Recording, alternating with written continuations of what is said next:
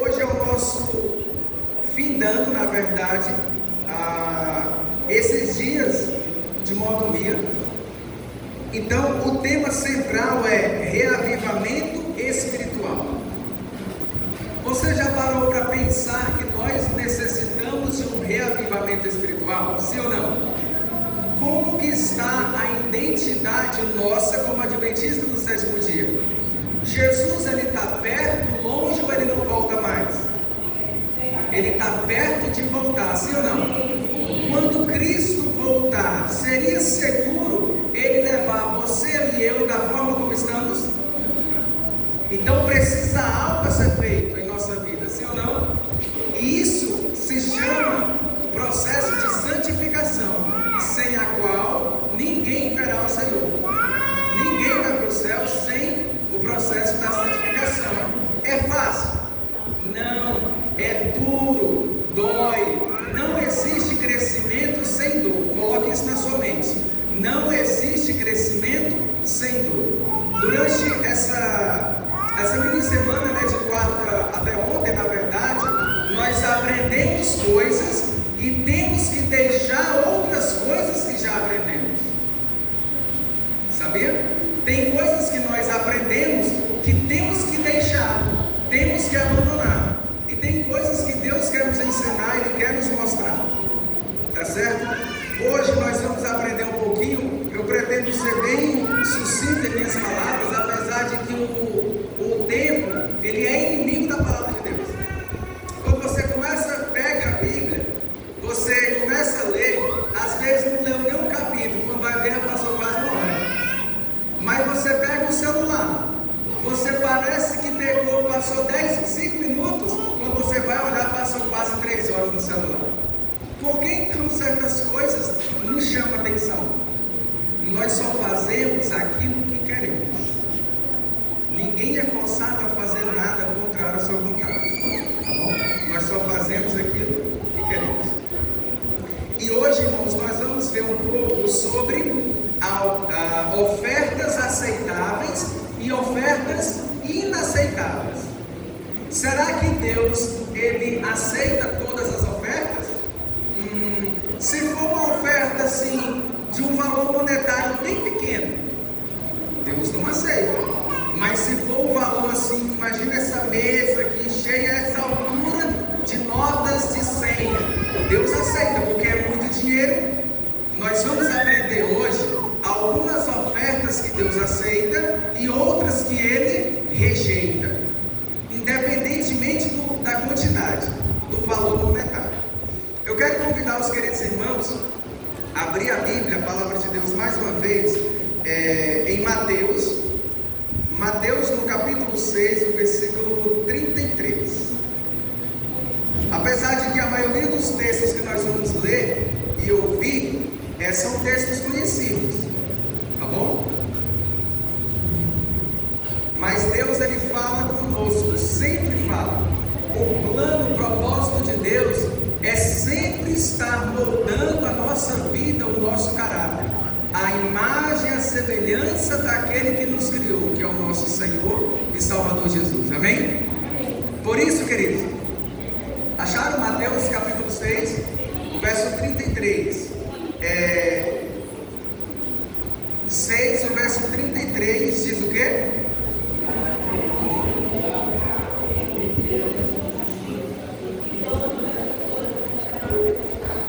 Amém? Buscai, pois, em primeiro lugar. O que significa primeiro lugar? Primeiro. Jesus disse assim certa vez: sem mim, Jesus falando, nada podeis fazer. O que é nada? Aí certa vez, Paulo, inspirado pelo Espírito Santo, o irmão Paulo disse assim: tudo podemos em Cristo que nos fortalece. O que é tudo? É tudo mesmo. Nada é nada. Tudo é tudo. Então é tudo ou nada. Tudo ou nada. Tem uma coisa que nós podemos fazer sem Jesus: é entristecê-lo, é desonrá-lo, é viver no pecado. Nós Isso nós podemos fazer sem Jesus. Mas com Jesus, nós podemos vencer essa tendência herdada para fazer o que não presta. Com Cristo, nós podemos fazer o que agrada a Deus. Porque quando Jesus voltar, Ele vai levar para o céu aqueles que se assemelharam a Ele no caráter. Nós não nascemos com um caráter transformado. É um processo. Jesus, Ele quer tirar de nós o coração de pedra. E Ele quer colocar, Ele quer introduzir em nós o coração de carne. Coração sensível à sua mensagem, sensível à sua palavra, sensível ao que Ele planejou para nós. Queridos, não sei porquê, todas as vezes que eu prego em uma de nossas igrejas, sempre eu tenho um senso de ser a última vez. Mas sempre quando termino de passar a mensagem do Senhor para mim e para os irmãos, sempre fica depois que eu poderia ter dito mais. Já aconteceu isso com você? Fica sempre aqui, olha, poderia, às vezes estava no esboço ali, mas você não leu, passou. Sempre fica esse senso de eu poderia ter dito mais, poderia ter falado mais. Mas veja, o tempo está passando muito rápido. Mais um motivo para nós nos alertarmos, para nós despertarmos do sono dessa letargia, dessa mornidão. Como seria se nós, como adventistas locais, estivéssemos todos nós que aqui está, cheios do Espírito Santo? O que nós iríamos fazer? Movidos pelo Espírito Santo de Deus. Maravilhas, coisas tremendas. Então isso significa que nós temos que clamar o batismo do Espírito Santo, buscar diariamente a nossa vida. Se nós não clamar, meus queridos amigos, irmãos e jovens e pessoas aqui que estão me ouvindo, se nós não clamar ao Senhor pelo Espírito Santo, Deus não vai nos dar o seu Espírito Santo. A palavra de Deus nos diz que vós que sois maus, sabeis dar boa dádiva aos vossos filhos, quanto mais Deus nos dará o Espírito Santo àqueles que nos pedirem. Nós temos que pedir, nós temos que clamar, nós temos que insistir. Quantos de nós já jejuamos para o nosso crescimento espiritual? Eu acredito que aqui alguns já jejuaram. Mas Mike, eu ainda não jejuei, nunca jejuei para o meu crescimento espiritual. Pois faça logo, não se demore. Como está a nossa vida diante de Deus? Deus está satisfeito com a conduta que eu levo? Deus está satisfeito com a família que eu tenho? Deus está satisfeito com as amizades que eu tenho? Deus está satisfeito com a situação da minha igreja atualmente? Deus está satisfeito com a situação mundial? Não. Deus, Ele aguarda mais dos seus filhos. Deus, Ele não vai cobrar das pessoas que estão aí no mundo fazendo o que não presta, porque elas escolheram não querer Jesus. Deus, Ele não vai cobrar delas. Deus, Ele vai cobrar de mim e de você que professamos ser cristãos. Vale a pena ser cristão? Qual é a diferença do cristão para o mundano? Será que tem diferença? E é isso, irmãos, que nós vamos entender, queridos, que Deus aceita algumas coisas e Ele rejeita outras. Bem, Deus, Ele aceita e valoriza certas ofertas, enquanto que outras, independentemente da quantia, não podem ser aceitas por serem até ofensivas a Deus. Já imaginou uma oferta que é ofensiva a Deus? Isso é algo bem horrível. Quais são algumas das condições para que Deus possa aceitar a nossa oferta? Será que há condição ou Deus aceita qualquer uma de qualquer jeito, independente do valor, não é? Pois bem, vamos para Malaquias no capítulo 3. Malaquias, vamos voltar um pouquinho aí de Mateus. Nós vamos então para Malaquias no capítulo 3. Nós vamos ler juntos do 2 ao 5. Malaquias capítulo 3, do 2 ao 5. Amém? Então acompanhe comigo. Eis, do 2 ao 5. Mas quem poderá suportar o dia da sua vinda? E quem poderá subsistir quando ele aparecer? Porque ele é como o fogo do ourives e como a potassa dos lavandeiros. Potassa, alguém conhece potassa? Potassa tem um outro nomezinho, como é o nome? Soda, né? É a soda cáustica, né? Então é muito usada para fazer sabão caseiro, e é muito bom, é um sabão ótimo para lavar roupas. Então aqui diz claramente que, porque ele é como fogo do ourives e como potassa dos lavandeiros. Verso 3: assentar-se-á como derretedor e purificador de prata, purificará os filhos de Levi e os refinará como ouro, como a prata. Eles trarão ao Senhor justas ofertas. Amém? Verso 4: então a oferta de Judá e de Jerusalém será agradável ao Senhor, como nos dias antigos, como nos primeiros anos.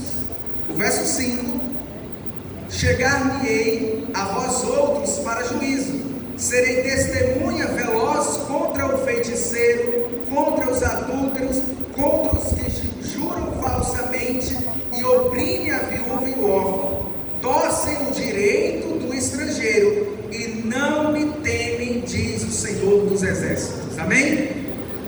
Irmãos, aqui diz que para Deus aceitar uma oferta tem que haver uma purificação da pessoa, uma purificação individual. Temos que estar de bem com Deus para levar uma oferta ao Senhor. Olha, de acordo com esses textos, Deus aceita as ofertas que são trazidas com justiça, isto é, as ofertas trazidas por aqueles que permitiram que Deus os purificasse e o refinasse dos seus pecados, dos seus defeitos. Veja, existe uma coisa chamada defeito de caráter, e nós temos, mas sabendo disso, nós temos que clamar ao Senhor para que nós possamos vencer esses defeitos de caráter. Do contrário, nós não iremos para o céu.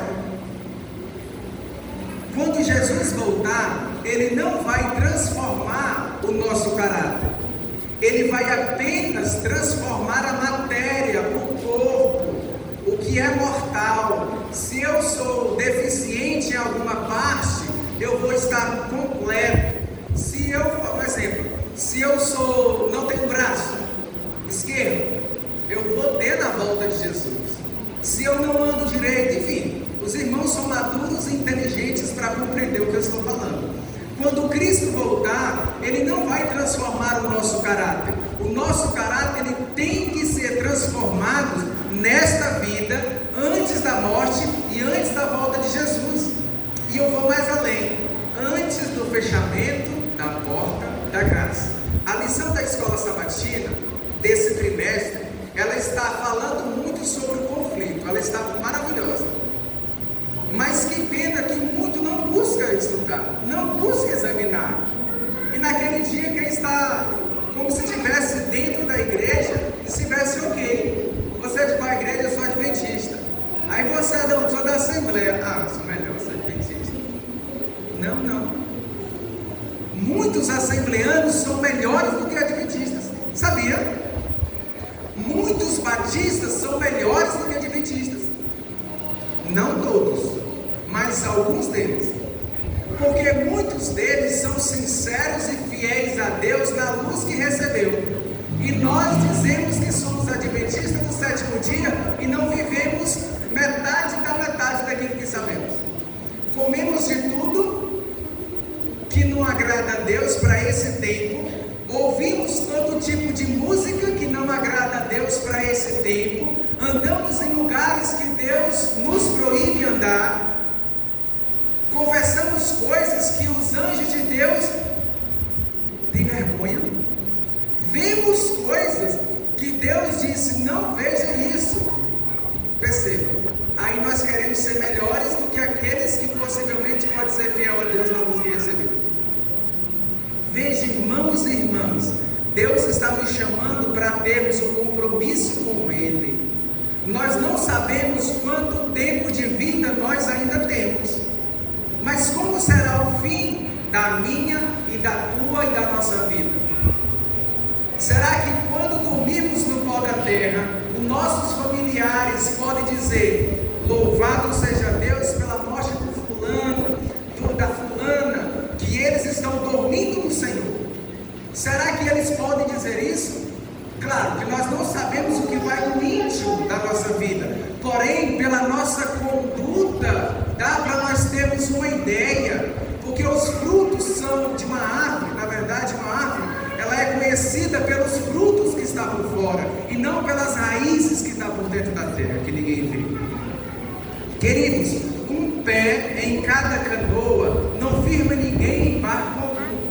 Ou nós somos com Jesus, ou nós somos sem Jesus. Não existe meio termo. Eu não sou com Jesus e não sou do mundo, eu estou na igreja. Misericórdia, misericórdia, porque está trabalhando a obra do Senhor. Talvez alguns querem buscar a Deus fervorosamente, e eu que não quero nada com o Senhor estou trabalhando. Nós temos que ser pessoas autênticas, pessoas sinceras, pessoas verdadeiras. E o conselho que eu dou para meus queridos amigos e irmãos que aqui está: sejamos sinceros com Jesus. Ele não merece ser enrolado. Apesar de que ele sabe todas as coisas, mas muitos de nós queremos enganar a Jesus. Será que conseguimos? Não. É mais fácil nós enganar a nós mesmos, mas a Jesus nós não conseguimos enganar. Mas o plano de Deus, queridos, para a nossa vida é que nós tenhamos um verdadeiro arrependimento. O verdadeiro arrependimento, de acordo com a pena inspirada, no capítulo 3 do livro Caminho a Cristo, é tristeza pelo pecado e o afastamento do mesmo. Se eu digo que estou triste por algo de errado que eu fiz e continuo fazendo, e não clamo a Deus perdão e não me afasto daquilo que desagrada a Deus, eu não tive arrependimento verdadeiro. Foi apenas um remorso, um medo pelas consequências que virão. Mas Deus não quer que nós tenhamos um medo das consequências. Deus quer que nós tenhamos um arrependimento genuíno.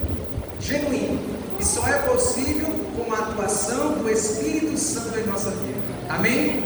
É por isso que nós temos que clamar esse ser extraordinário em nossa vida. Fica claro aqui nesse texto de Malaquias que o Senhor avalia o doador antes de avaliar a dádiva. Por melhor ou por maior que seja a oferta, ele nunca será aceita se aquele que atrás não estiver bem com Deus. Por essa razão é que antes de trazer uma oferta para Deus, precisamos trazer uma oferta de coração. Sabe qual é a primeira coisa que Deus quer de nós, antes de qualquer oferta? É o quê? É o nosso, exatamente, irmão Marcelo, é o nosso coração. É o nosso coração. Mas Deus não é açougueiro. O nosso coração refere-se à nossa mente. Nós tomamos decisão com a nossa mente. Deus, Ele quer o nosso coração, a nossa mente para Ele. Porque se nós entregarmos a nossa vida a Deus, todas as coisas vai ser de acordo com a vontade de Deus. Mas se eu não entregar a minha vida por completo a Deus, as outras coisas vai ser apenas formalismo seco, meras formalidades, vãs. Deus, Ele não aceita. Queridos, Isaías, vamos para o livro de Isaías. Isaías, no capítulo 1, estava acontecendo uma coisa no tempo de Isaías, que o povo de Deus estava afundando em apostasia. Apostasia é abandono da verdade. Uma pessoa apostatada, ela está abandonando abandonou a verdade. Uma pessoa apostatada não é simplesmente uma pessoa que não vem mais para a igreja. Pode ser, mas uma pessoa apostatada é uma pessoa que abandonou a verdade. Então nós podemos chegar à conclusão que muitas pessoas estão em apostasia dentro da igreja. Por quê? Porque não vive segundo a verdade que nos deu. Nós somos mais do que uma igreja, nós somos um movimento profético que Deus ele suscitou em 1844 para anunciar a volta de Jesus. Mas mais do que isso, ele suscitou esse movimento profético para anunciar que antes da volta de Cristo existiria um juízo. E nós estamos, irmãos, nesse processo de juízo investigativo. Quando Cristo voltar, Ele não vem na incerteza, quem eu levo, quem eu não levo, quem está salvo, quem não está. Ele já vem com a certeza de quem vai para o céu ou quem não vai, porque já foram aprovados no período do juízo investigativo, ou já foram reprovados no período de juízo investigativo. É por isso que nós somos mais do que uma igreja, nós somos um movimento profético. E o que estava acontecendo no período de Isaías é que o povo estava afundando em uma apostasia tal que Deus não mais estava aceitando as coisas que eram feitas. Preste atenção. Nós vamos ler um pouquinho aqui, bem breve, que Deus não aceitava as ofertas que eram trazidas pelos sacerdotes, pelos sumos sacerdotes. Ontem nós falamos um pouquinho sobre dois sacerdotes específicos, que eram filhos de Belial, filhos da maldade, homens ímpios que não tinham Espírito Santo, juntamente com seu pai, morreram juntos, os três, no mesmo dia. Veja, olha que situação. Então isso mostra que Deus, queridos, Ele quer que nós realmente entreguemos a nossa vida a Ele sem reservas. No capítulo 1 de Isaías, no capítulo 1, nós vamos ler a partir do versículo 11 ao 13. Diz assim: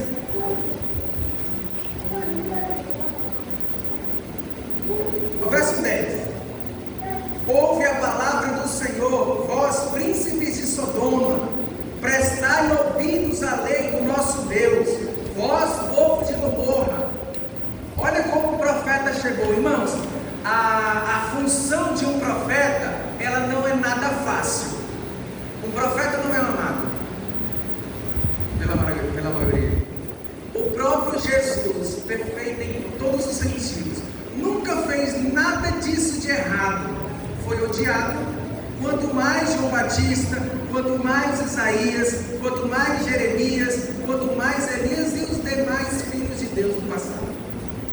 Você, se decidir hoje ser fiel a Deus, você não vai ser amado pela maioria, mas tenha uma certeza absoluta: Deus ama você, amém? Deus ama aqueles que se entregam de coração. Continuando o versículo 11 diz: de que me serve a mim a multidão dos vossos sacrifícios? Diz o Senhor: estou farto dos holocaustos de carneiro, de gorduras de animais cevados, e não me agrado do sangue de novilhos, nem de cordeiro, nem de bodes. Queridos, existia algum problema nessas coisas que estavam sendo feitas? Mas Deus foi que pediu sacrifícios. Não foi assim que Deus instituiu? Por que agora Ele está dizendo: eu não quero mais? Por que agora Deus Ele está dizendo que não suporta mais? Verso 12: quando virdes para comparecer perante mim, quem vos requereu o sol pisar sobre os meus atos? Não continueis a trazer ofertas vãs. O incenso é para mim abominação. Ofertas vãs. E o texto, querido, no final diz: não posso suportar iniquidade associada com ajuntamento solene. Preste atenção, pode ir para cá? O problema não era as ofertas em si, porque Deus instituiu, foi Deus que pediu aquilo desde o início. Mas o problema era que as ofertas estavam associadas, misturadas com iniquidade, com o pecado. Deus ele não aceita quando a oferta é misturada com o pecado. Deus ele quer primeiro que nós nos ajoelhemos diante dele, confessemos os nossos pecados, não por atacado, mas por a granel. Deus ele quer, irmãos, que nós confiemos nele absolutamente. Será que é seguro entregar a minha vida para Jesus? Será que Jesus realmente é um Deus todo-poderoso? Será que ele pode transformar a minha vida ou é apenas fachada? Será que Jesus realmente vai voltar?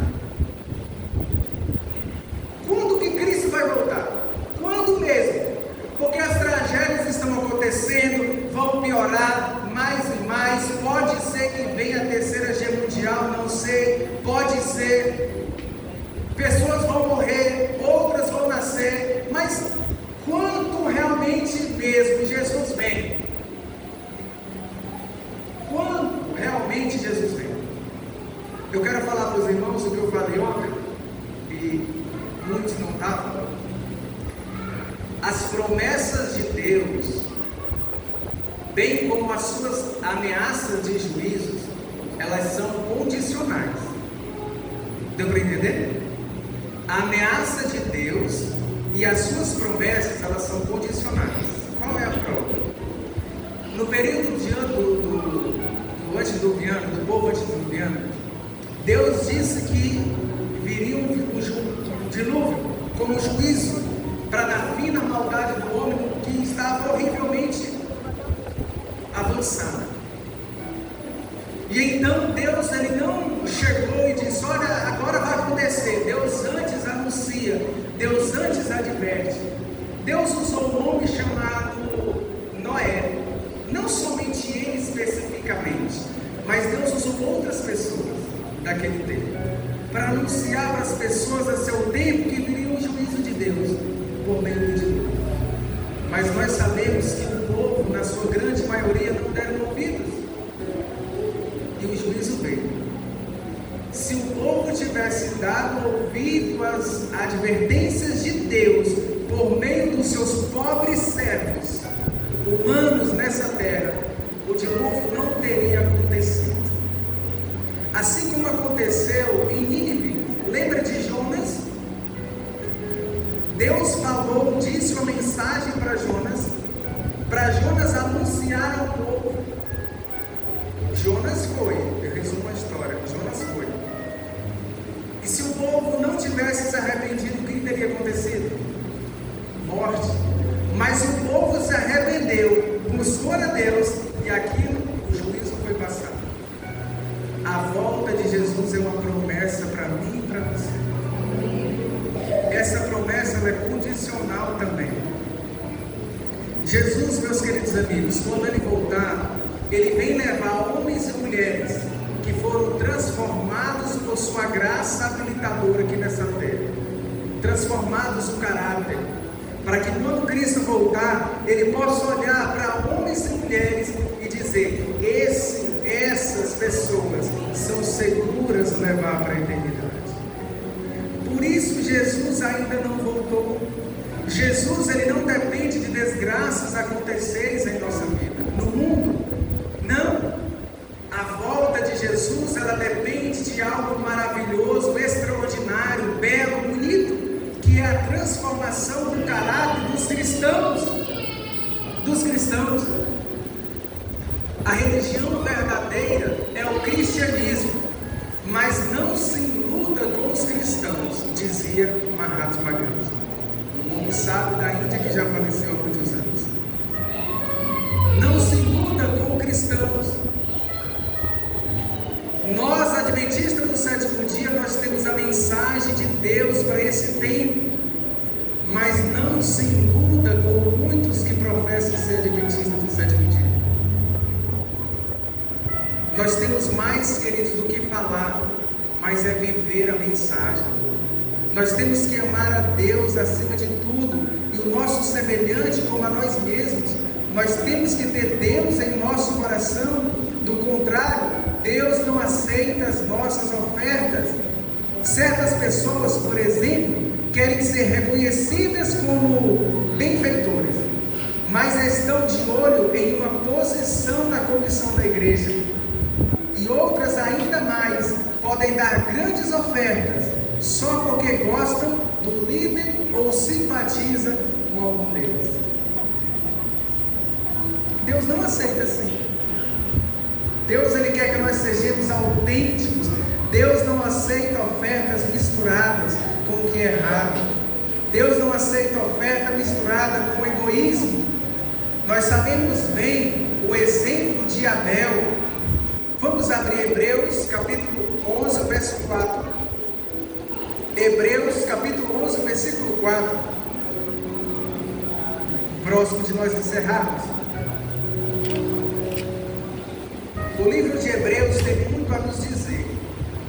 O versículo 4 do capítulo 11 de Hebreus diz o seguinte: pela fé, Abel ofereceu a Deus mais excelente sacrifício do que a Caim, pelo qual obteve testemunho de ser justo, tendo a aprovação de Deus quanto às suas ofertas. Por meio dela, também mesmo depois da sua morte, ainda fala. O exemplo na vida de Abel ainda fala para nós hoje no tempo do fim. Queridos, nós temos que ser fiel a Deus como Abel foi, fiel a Deus como Enoque foi, e passar distante, de largo de nossa vida, como Caim foi. Não sejamos como Caim. Qual é a diferença, para me encerrar? Qual é a diferença entre a oferta de Caim e Abel? Primeiro, Abel e Caim eram filhos do mesmo pai, da mesma mãe. Foram instruídos no caminho do Senhor pelo pai e pela mãe. Adão, ele cumpriu a palavra de Deus como Deus quis, ele se arrependeu. E então Abel e Caim ofereceram um sacrifício a Deus. Caim construiu um altar, Abel também. Caim ofereceu, levou a sua oferta, Abel também. Qual é então a diferença? Então, quer dizer que Deus escolheu um e o outro não? Não. Deus, Ele aceitou a oferta daquele que fez como Deus pediu. Deus pediu que era um cordeiro para ser sacrificado. Caim sabia, mas ele ofereceu um altar com frutas, do melhor do campo. Não é nada errado em frutas, mas quando Deus pede, nós temos que fazer aquilo que Ele pede. Não é errado comer nenhuma fruta, mas quando Deus disse assim, se Deus disser, não coma esse abacaxi, e se eu comer, eu estou em mais lições. Se Deus disser, não coma esse melão, e eu comer, eu estou em perigo de vida eterna. Porque Deus disse, não faça, e eu, como desobediente, vou e falo, eu faço. O problema de Eva não foi ter comido fruto, não foi. O problema de Eva foi que ela desobedeceu. O problema de Adão foi que ele desobedeceu a palavra direta de Deus. Ele não confiou na palavra de Deus. Deus disse, é assim, e ele disse, não, eu quero é assim. Hoje está diferente a nossa vida. Deus disse assim, meu filho, minha filha, para nós adventistas, não namore com pessoas que não sejam fiéis a Deus, não namore pessoas de outra denominação, não namore pessoas que não sejam da fé adventista do sétimo dia, e muito mais. Não namore pessoas que, mesmo sendo da igreja, foram amantes dos prazeres. Jovens solteiros, não se aproxime dessas pessoas para namorar, porque é desobediência a Deus, é um casamento infeliz. E se nós sabemos que deve se fazer como Deus quer, e escolhemos seguir um caminho contrário a Deus, não peça a bênção de Deus sobre isso.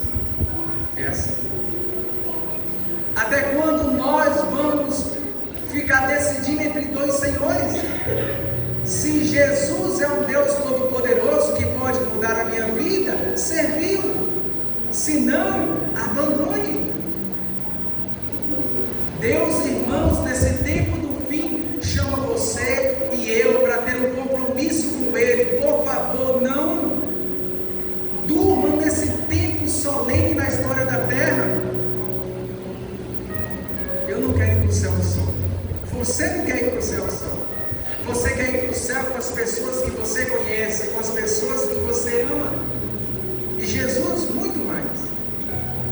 Mas até quando Deus vai lutar comigo e com você, ao ponto dele ter a certeza de dizer, esse é meu. Aí você inclui seu nome, fulano aqui é meu. Irmãos, já está no tempo de nós doarmos a nossa vida. Eu vou mais além do que ofertas.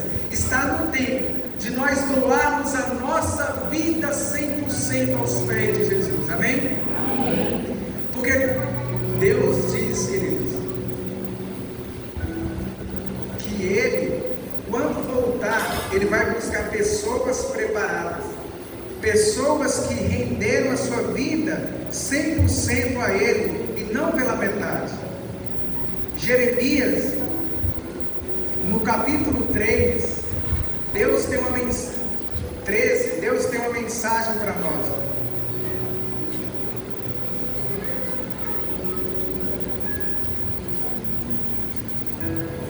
Capítulo 29, perdão. A partir do verso 11 diz assim: eu é que sei que pensamento tenho a vosso respeito, diz o Senhor Deus, pensamentos de paz e não de mal, para vos dar o fim que desejais. Passareis a orar a mim, então eu ouvirei. Buscar-me-eis e me achareis quando me buscardes de todo o vosso coração. Amém. Nós só vamos encontrar a Cristo quando nós buscarmos um coração completo, não pela metade. Jesus, Ele quer você e eu 100%, e não só a metade, não só o braço, Ele quer o ser todo. Ele quer transformar a nossa vida por completo, para que nós possamos ser filhos melhores, esposos melhores, esposas melhores, amigos melhores, cristãos melhores. Esse é o convite de Deus para a tua vida. Essa semana de mordomia, essa pequena semana, nós aprendemos muita coisa. Agora Deus é justo em nos cobrar.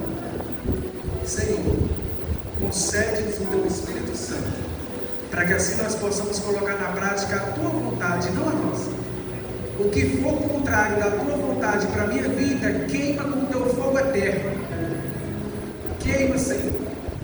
E se o Senhor ver que eu vou sair do teu caminho mais à frente, tira a minha vida enquanto eu estou contigo, porque eu não suportaria ver, melhor, ressuscitar na segunda ressurreição após o milênio, que é dos ímpios, dos perdidos, e ver Jesus e dizer que eu poderia estar lá com os salvos dentro da Nova Jerusalém. Que o Senhor nos ajude a colocar na prática a sua vontade, e que o Espírito Santo de Deus guie a nossa vida, para que assim nós possamos ser filhos e filhas do Deus Todo-Poderoso. Amém?